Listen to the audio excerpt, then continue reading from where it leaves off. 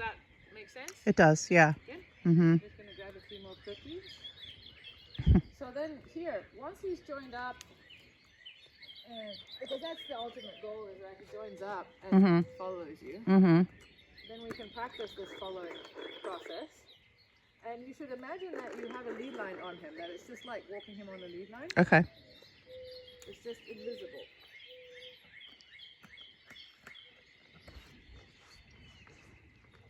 Okay. So, and it's easiest to walk on the inside. So I'm going to own, get his attention. Good boy.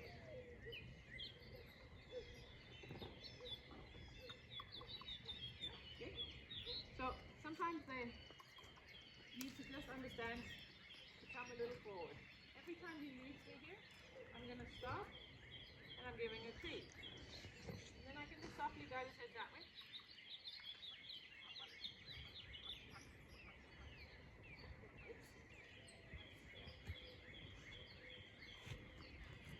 So I keep my treat here on my belly button. Okay.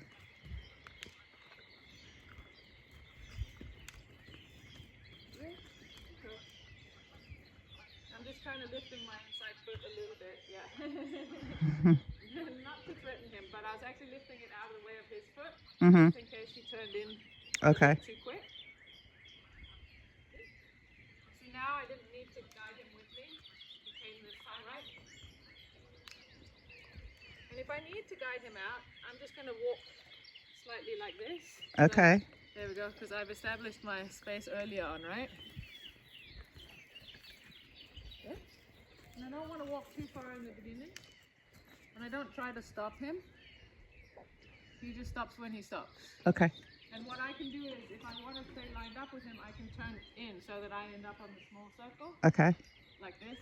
So that if he turns in, now we're in alignment again. Okay, yeah. Okay? Good. So, here I'm going to, there we go. Good. Turn to the outside again because I don't want to be squashed by him. I can also take my whip out in front of me. Good. There. Good. And just kind of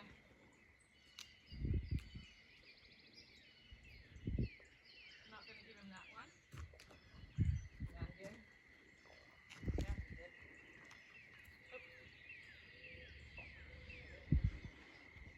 Yeah.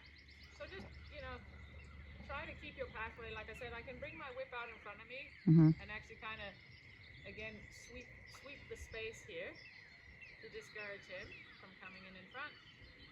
Or I can just, do the same thing with my arm, basically. And now that he's more joined up, I don't have to worry quite so much about what I do because he's with me now. So in the beginning, I just kind of guided him a little bit. There we go, that's good.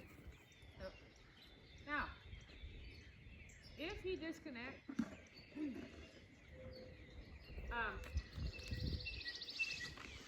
in the middle, all of a sudden, while you're walking, then just stop your feet and look at his hindquarters and maybe back up a couple of strides. And see if he'll come. Okay. Don't keep backing up though, because then you'll be, he'll lose connection to you again. Okay. It's all about this idea of an invisible connection. Okay. Like that. Yeah, exactly. So my lead line, it can actually help to grab a hold of the lead line and pull him forward with it. Okay. Yeah. Because it gives you that idea. And I'm just going to wait here because he's getting a little food motivated again. I'm just discouraged from any potential teeth mark. There we go, good. So it's more like I learned to keep my space here in front of me, yeah? Okay. Yes. Nope. And I don't go to hit him, I'm just hitting the air, and if he happens to be in the air, he might get a little hiccup. Okay. So, and with some horses, you really want to be clear about that distinction because they can get defensive and start, playing the biting game. And there, go boy. Good boy. So what happens if I then suddenly walk the other way? Good. Again, had he not followed me, I would have just stop because I don't want to lose his connection. Okay. So think about it again, coming back to the lead line.